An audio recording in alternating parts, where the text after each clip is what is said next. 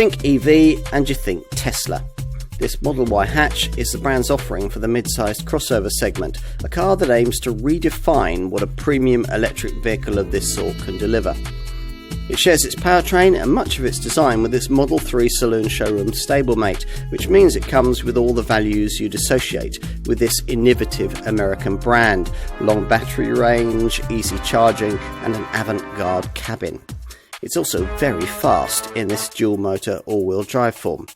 European rivals shade this Tesla for quality and have more accessible interior design, but in this segment there's still nothing quite like this car.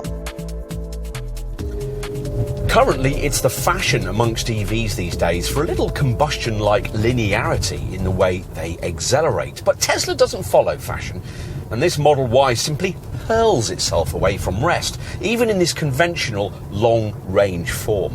That's because your right foot is commanding 434 braked horses, and if that's somehow not enough, the alternative performance model raises that figure to 483 bhp. Either way, electric motors propel you from both front and rear axles, creating the car's dual motor all-wheel drive system, producing 575 newton meters of torque and dispatching the 62 mile/hour sprint in just 4.8 seconds, or 3.5 seconds in the performance version. Tesla's also disdained the current fashion for limiting top speed on EVs. This one will cruise on the Autobahn at up to 135 miles an hour, or 155 miles an hour in the performance version. The Model Y doesn't have a sport drive mode, and it clearly doesn't need one. The ordinary standard setting quite enough to bring up your breakfast and attract the constabulary's attention if you engage too frequently in repeated right foot flexes. Better, if you can, to chill, quite literally, because that's the name of the second, more laid-back setting that'll better preserve that all-important drive range figure. It's officially quoted at 331 miles for this long-range version, or 319 miles for the Model Y performance variant, figures that outstrip much lower-powered segment competitors and easily surpass the range capacity of rivals with similarly gutsy drivetrains. You can subtract a bit from that for the needs of real-world driving, of course. Also bear in mind, though, that these figures are for the pre-update 2170 series battery powertrain we're trying here, shortly to be replaced by a more advanced 4680 series battery pack version, not available to us at the time of this test, but said to facilitate a 16% improvement in range. If ultimate driving range isn't essential for you, then you may also want to consider the entry-level rear-driven Model Y variant, which offers up to 283 miles of range. That's all good, but big range figures inevitably need a big, dense, heavy battery. This one's estimated to be 75 kilowatt hours in size, a figure Tesla won't confirm, but in any case, the kind of bulky power pack you might think would be about as conducive to dynamic engagement as hanging a huge anchor out the back. Surprisingly, though, this one turns out to be one of the most engaging EVs we've driven, primarily because of its accurate steering and the prodigious grip of the dual-motor all-wheel drive system. The firm damping helps here too, though you pay for that with a standard of unsettled low-speed ride that wouldn't have been signed off by most premium rivals. Highway refinement's a little disappointing for an electric vehicle too, and you might be surprised to find that the Model Y lacks most of the usual EV tools for controlling brake regeneration. Still, courtesy of the standard autopilot system and its 8 cameras, 12 ultrasonic sensors and forward-facing radar, there are some uber-clever auto-driving functions. And Tesla still enjoys a big advantage when it comes to charging, thanks to its vast network of supercharging stations, which work at 250 kilowatts and allow you to replenish up to 80% of battery capacity in as little as 36 minutes. When charging from home, the 7.4 kilowatt wall box most owners are likely to have needs 11 hours and 45 minutes for a complete charge. As usual with an EV, the low BIK tax rating of 2% means big savings too. Well, you know it was a Tesla, wouldn't you? You'll either think it's cool and minimalistic, or rather anodyne and featureless.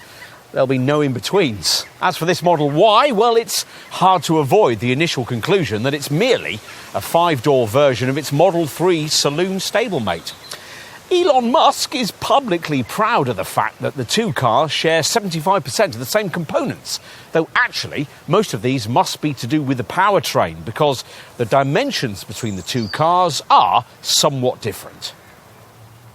Predictably, for a car that wants to have something of a crossover vibe, the main difference is height. This Y is a considerable 181 millimetres taller than a 3, and only 27 millimetres of that is from increased ride height, up to 167 millimetres.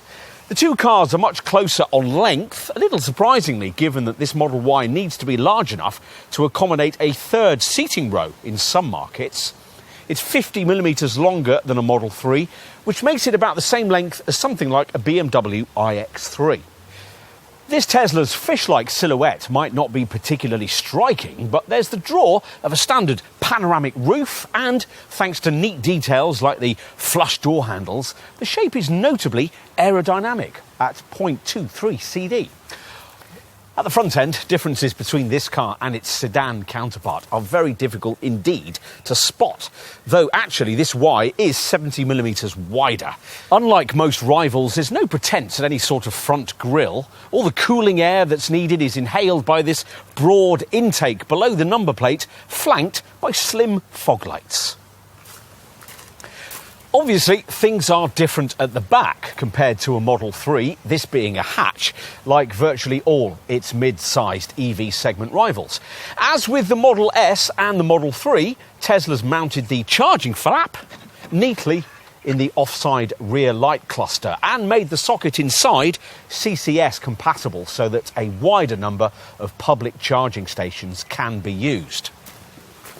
OK, time to take a look inside. Now, a neat touch is that as long as you're logged into the car with Tesla's smartphone app, it'll unlock itself and turn itself on when it detects your phone. Or you can unlock the car more manually by holding this provided RFID smart card up to the B-pillar, though it's a bit fiddly to find the right spot. Either way, the door opens with a press on the larger part of this black release handle. Once inside, you find yourself seated in a cabin identical to that of Tesla's Model 3, which means it's more minimalist than a Scandinavian loft. Well, in terms of button clutter anyway. There's nothing minimalist about this enormous 15-inch central touchscreen onto which virtually all the comfort, infotainment and driving features you'll need have been located, including those you'd normally find in a conventional instrument cluster, here missing too. Beyond this, operating control provision has been kept to the absolute minimum. Don't bother looking for a gear stick, a starter button, a handbrake switch or physical ventilation controls. Even the vents themselves are pretty hidden. Tesla also thought about getting rid of steering wheel stalks, as it has done on the latest Model S, but they're reluctantly retained here, the left one for indicators and the right for gear selection. Otherwise, you're limited to a couple of unmarked scroll wheels on the steering wheel spokes. Beyond this, operating control provision has been kept to the absolute minimum, which is all well and good, but a potential premium segment European buyer of this car is ideally going to want such minimality to be accompanied by the kind of cabin quality and richness of interior design that the posh German brands offer.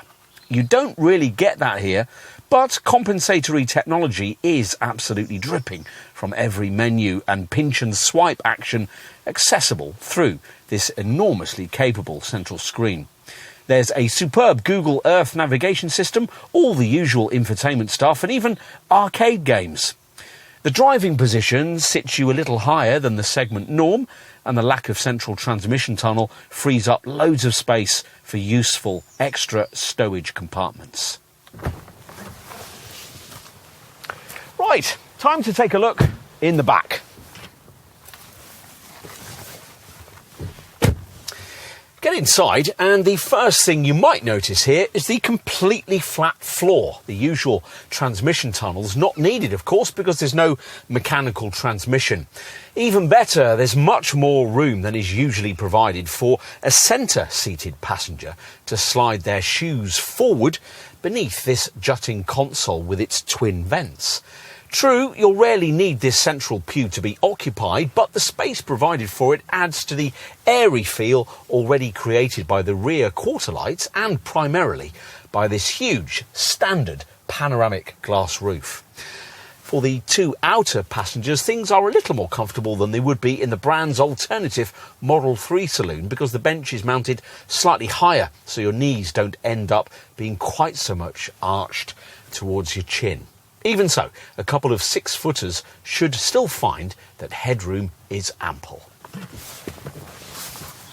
Finally, let's take a look at the boot, on the way to which we'll mention that the optional third seating row you can have on this car in the US isn't yet being offered here. Anyway, on to luggage space. There's 854 litres of capacity on offer here, which only sounds like a lot because Tesla measures up to roof height rather than up to window level like everyone else.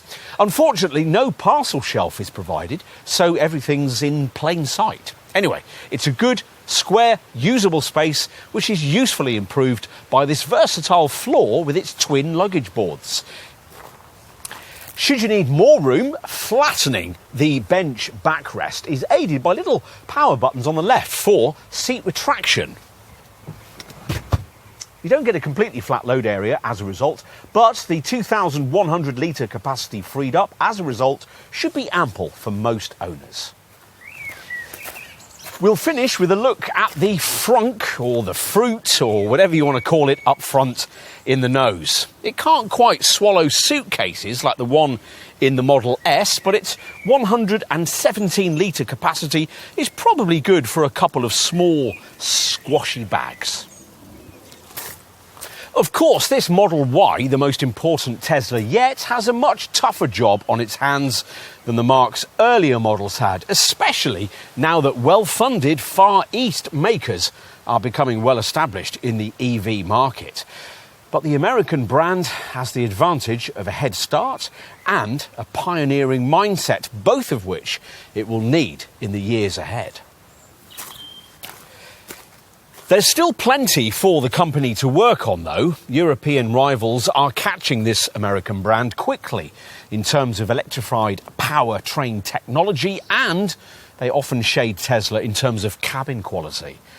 But they still can't beat this brand's battery range, nor can they yet match Tesla's public charging infrastructure. There's nothing from any other maker like Tesla's network of supercharging stations. Those attributes will understandably sway many customers towards this car. Potential customers will also like the fact that the Model Y is arguably the most avant-garde medium-sized crossover in its segment, and potentially, in top performance form, the very fastest too. If these sound like winning attributes in a car of this kind, you'll know where to start your search.